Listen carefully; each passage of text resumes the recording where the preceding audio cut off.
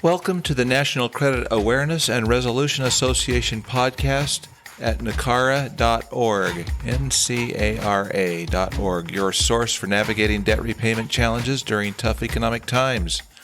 Today, we'll explore how small business owners can more effectively use Creditor Tools, specifically borrowers management. NACARA aims to bridge the gap between debtor and creditors as a paradigm shift allows debtors to propose their own repayment solutions. Let's get started. From a business risk perspective, effective debtor management is key to a successful borrowing relationship. Essential elements of management include a reputation of unquestioned integrity in their business relations, tenure, experience, expertise, ability to execute the business plan and strategy, management information systems, controls, reliance on third parties, active board of directors, and personal decisions and consequences. Tone at the top is an important symbolic representation of management's integrity. Not only will it set an example, that tone, to all other managers and employees, it will also be reflected in the company's reputation in the marketplace. For example, how well can matters of confidentiality be kept, and certain private information be maintained? Management is expected to be honest and consistent in having moral and ethical principles. Resources need to be utilized appropriately, and employees need to have trust and respect for the management team. Of course, employees need to be truly valued and appreciated for there to be an excellent working environment. So just how deep is the borrower's management team? A seasoned management team or manager is key. Who has experience working through multiple business cycles, through recessionary periods, and in a serious economic downturn? Managers must have proven skills over an extended period to help ensure future performance. Creditors will take note of and seek to obtain confidence in management and its ability to manage operations, financing, sales, and overall management. Is there reliance on just one or more key people? And who makes the decisions? What if that person were no longer at the company? And is there a management succession plan in place? Other points of consideration are the information and control systems in the business and how well they function. This may include how well the accounting function supports management and if outside third-party service providers are used. It's entirely possible that personal matters may arise and have a negative impact on management and its decision-making process. So why is all this important to you? Integrity is paramount. Come what may, management must maintain the utmost integrity and character in the repayment of debts, even during times of poor financial performance. Maybe you feel justified in no longer cooperating with a creditor because he has made rash decisions, demanded too much too soon, won't listen to you, treated you like a loan number, or just like a name listed on a report. Anything but not who you really are, right? You feel a certain sense of frustration like you've never felt toward a creditor before. After all, this is your business and the creditor doesn't have a clue what's going on. So what about that?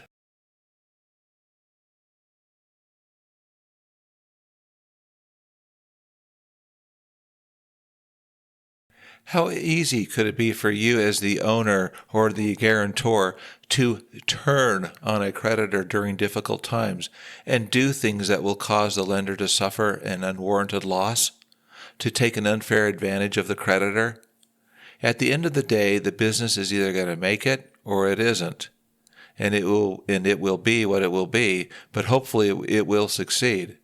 But think about this for a minute. Frankly, if there's an opportunity to get away with something that you really shouldn't do, there's no excuse or reason to shaft a creditor because you think you can get away with it.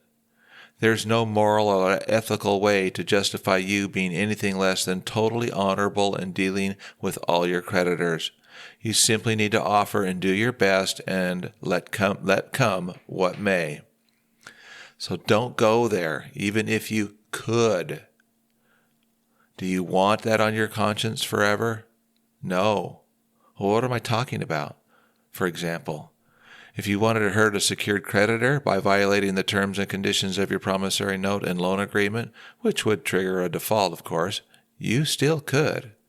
You would be in default and subject to any repercussions, and likely go out of business, get sued, and so on, but you could do damage. This short ad is sponsored by the Debt Crisis Problem podcast. Attention listeners, please join us at thetunabudget.com to tune into the Debt Crisis Problem podcast, where in plain English we discuss the 20 risks that could soon fuel a serious economic downturn. We explore critical risks and offer practical insights for navigating financial uncertainty. Join us for thought-provoking discussions that encourage transparency and awareness. Subscribe now to stay informed and be ready for whatever comes next. You could quickly call, discount, and rapidly collect all the accounts receivable and build a secret war chest to cover pending legal fees, pay certain other creditors or suppliers who are not entitled to those funds, use business cash flow for a new gambling addiction, or squirrel away funds for your own well-being, right? You could liquidate inventory on the side after hours and not account for it under the ordinary course. Essentially, you would be taking possession of funds that you control but really belong to trade suppliers or first to a secured creditor. You could sell an asset to a friend or associate that is subject to the lien interests of a creditor and hope that the creditor never finds it. You could paint the place of your favorite color like red. There are several things you could do to hurt a creditor, and you may even get away with it. And yes, it will cost the creditor additional monies it will never recover to go after you for collection purposes, not to mention the cost to liquidate the collateral once it's in a condition to sell, and all these extra costs you'd still be liable for. But is that what you really want on your conscience at the end of the day? Creditors have been known to spend good money to go after bad money or bad people because a debtor has clearly taken money belonging to the creditor through his shenanigans. Frankly, it is not worth it. Don't ever go there. Use your utmost integrity and negotiate in good faith.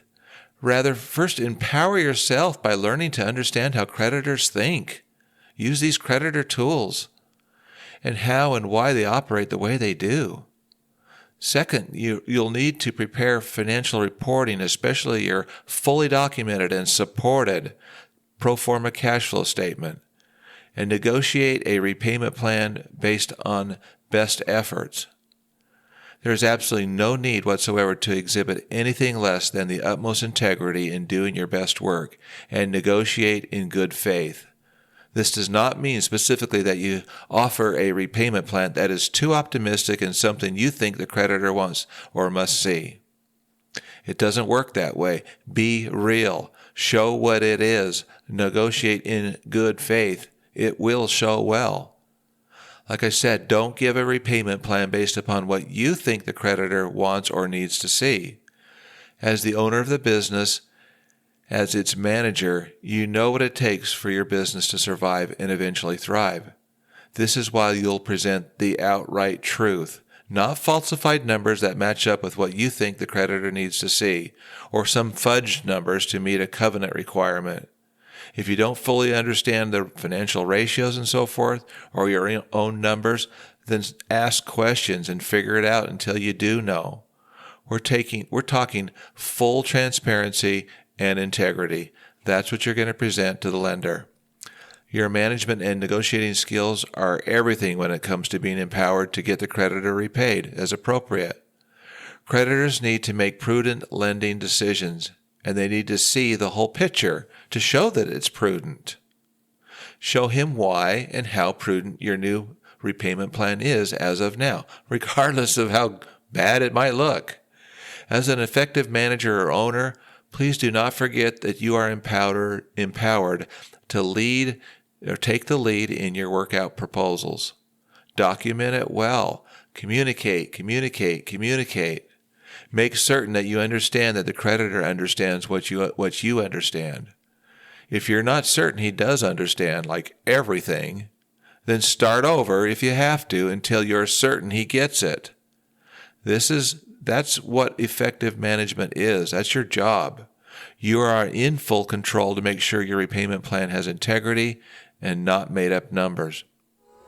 Thank you for joining us. Today we have covered the Creditor Tool Borrower Management as debtors prepare to propose their own repayment solutions. We want to hear from you. Share your own credit risk memo and debt repayment experiences, questions, and recommendations with us at nicara.org. If you found today's episode helpful, please subscribe for notifications of future podcasts.